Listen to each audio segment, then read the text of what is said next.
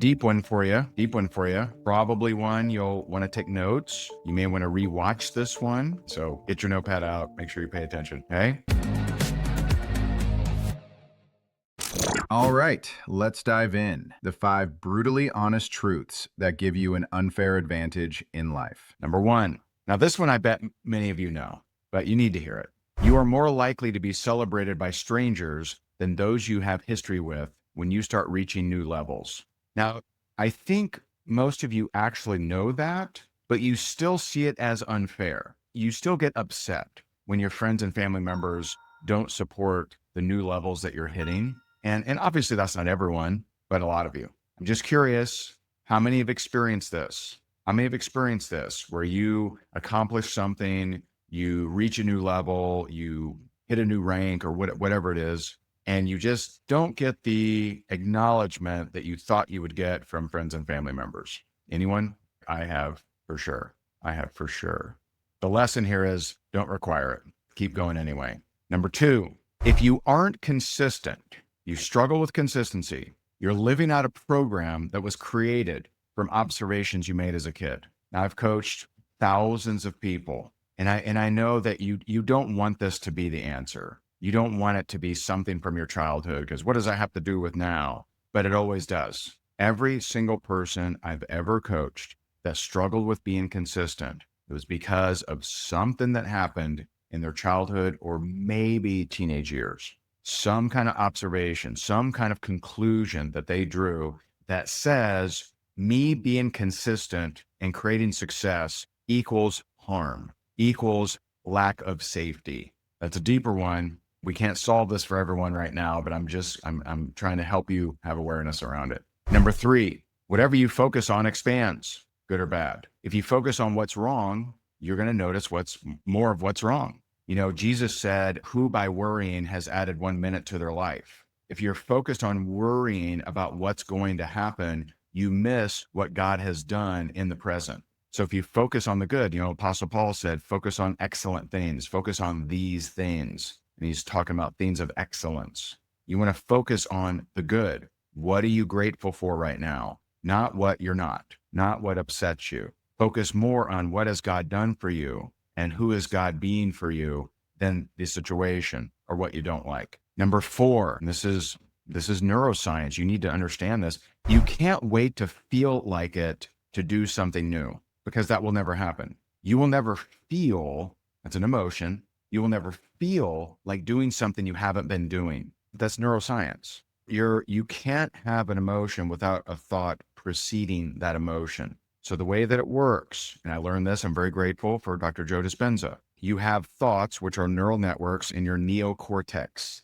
As you surrender, accept, and believe these thoughts, those thoughts get passed to the limbic brain, which is the chemical brain, the emotional brain. That creates amino acid peptides that shoot down your spinal cord to hit your adrenal glands and create the chemicals of emotion. And when you do that, your cells will crave those chemicals. So when you're trying to feel like doing something you haven't done, that doesn't make sense. You're not going to feel like working out on day 1. You're not going to feel like dieting on day 1. You're not going to feel like doing anything on day 1 of you attempting to do something new. See, some of you think that the people that are successful, it's because they feel like doing the things they want to do. Well, there's some truth to that, only because a lot of times those who are successful have been doing the things to make themselves successful, because success is a result. You can't change the result without changing the habit. So if someone has the habit to create successful results, then guess what? They are going to feel like doing those habits because they've been doing them. But if you have not been doing those habits, you will never feel like doing it until you start doing them. So you have to override the emotional part of doing the work. You can't wait to feel like doing the work that you haven't been doing. It just doesn't work that way. Helpful for you to hear. 5, if you despise the rich, you'll never become rich. You'll never become that which you despise. So if you operate like a lot of the media does, where they look for reasons for us to hate the rich, right? You look at one of the best-selling movies of all time, Titanic. Will we be seated according to class? That movie, It's a Wonderful Life. There's just so many. There's so many movies that demonize the wealthy. And hey, listen, does that mean that the wealthy should get a pass and that they're like, oh, they must be morally amazing?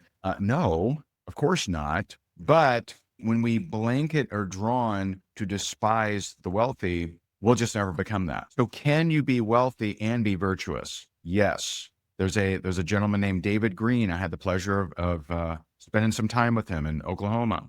He founded Hobby Lobby, has 44,000 employees, 1,055 stores, does 8 billion a year, donates 50% of profits to charity. He's helped fund over 1 billion children to hear the gospel. See, you always have the ability to do more. If you have more money, you have the ability to do more good. So it's not about having money. That shouldn't be demonized. It's about, does money have you? And we're not to judge other people who money has them, right? We're to look at our own heart. Does money have us? You know, in chapter 1 of Faith Driven Wealth, I talk about how money was my master, but only when I was broke. So you know that money has you if you're emotionally charged when you don't have much of it. Because then who are you trusting? Are you trusting in money? Yes. Or are you trusting in God as your provider? That was number 5. I may have had a breakthrough so far. We got 10 more. And again, if you like this kind of content, you're going to love our new YouTube channel. And you can subscribe at higdongroup.com/.